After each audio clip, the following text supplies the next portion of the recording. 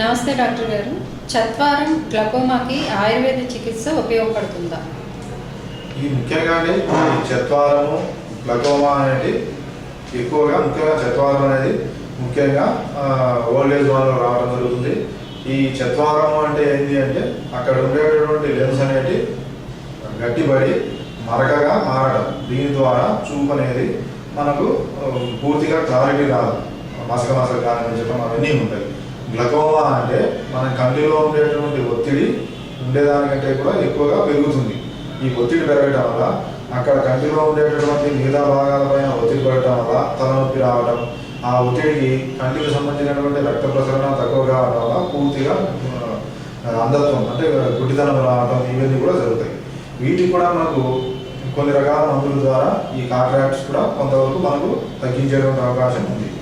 వాటిలో ముఖ్యంగా మనకు అన్నిటికంటే ముఖ్యంగా త్రిఫలాఘృతం అనేటటువంటి ఒక మందు ఉంటుంది. త్రిఫలాఘృతం అంటే మనకు త్రిఫలాలు అంటే గరకాయ, తానికాయ, ఉసిరికాయ, ఇవి నెయ్యి కలిపి చేసినటువంటి మందు. ఇది ముఖ్యంగా కంటికి సంబంధించినటువంటి వ్యాధులైనటువంటి ఈ క్యాట్రాక్ట్స్, నెక్స్ట్ గ్లకోమా, అదేవిధంగా కొంతమందికి ఈ కళ్ళు మంటలు ఉండటం, కొంతమందికి కళ్ళు పొడిబారిపోవడం జరుగుతుంది. వీటన్నిటి కూడా పనిచేస్తుంది ఈ త్రిఫలాఘృతం అనేది.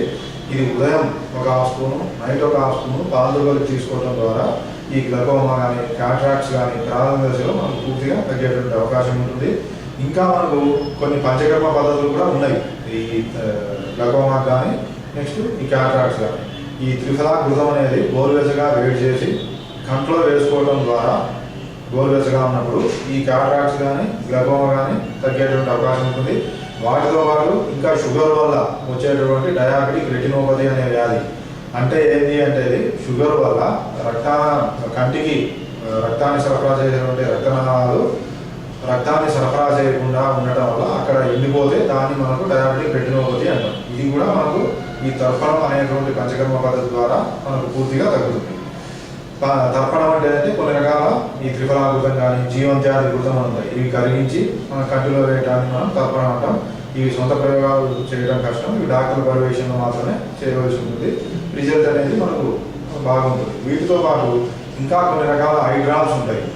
ఐ డ్రాప్స్లో ముఖ్యంగా మనకు ఐటోన్ అని ఒక ఐ డ్రాప్స్ ఉంటాయి. అదేవిధంగా మనకు ఇంకా కొన్ని రకాల అంజనాలని ఉంటాయి ఆయుర్వేదంలో. ఇవి మనం డాక్టర్ల పర్యవేక్షణ ద్వారా వాడటం ద్వారా ఈ కాంట్రాక్ట్స్ అనేది నెక్స్ట్ గ్లకోమా అనేది తగ్గేటువంటి అవకాశం ఉంటుంది. ఇంకా మనకు కొన్ని రకాల పతంజలి ఆయుర్వేదిక్ షాపు, అదే రామ్దేవ్ వారి ఇవి కూడా కొన్ని రకాల ఐ డ్రాప్స్ అనేవి తయారు చేస్తున్నారు.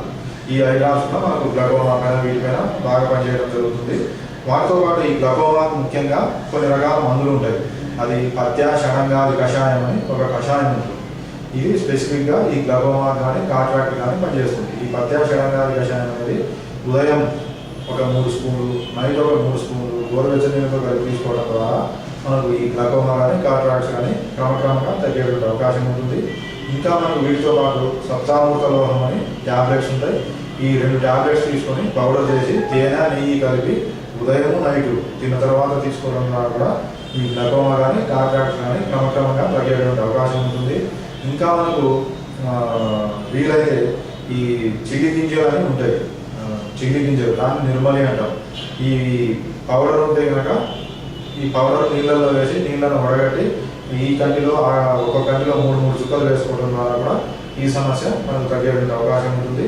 ఏదేమైనా మనకు ఈ డాక్టర్ల పర్యవేక్షణలో ఈ మందులు వాడవలసి ఉంటుంది. ఎందుకంటే కన్ను అంటే మనకు సున్నితమైన ప్రదేశం కాబట్టి డాక్టర్ల సలహా మేరకు వాడవలసి ఉంటుంది.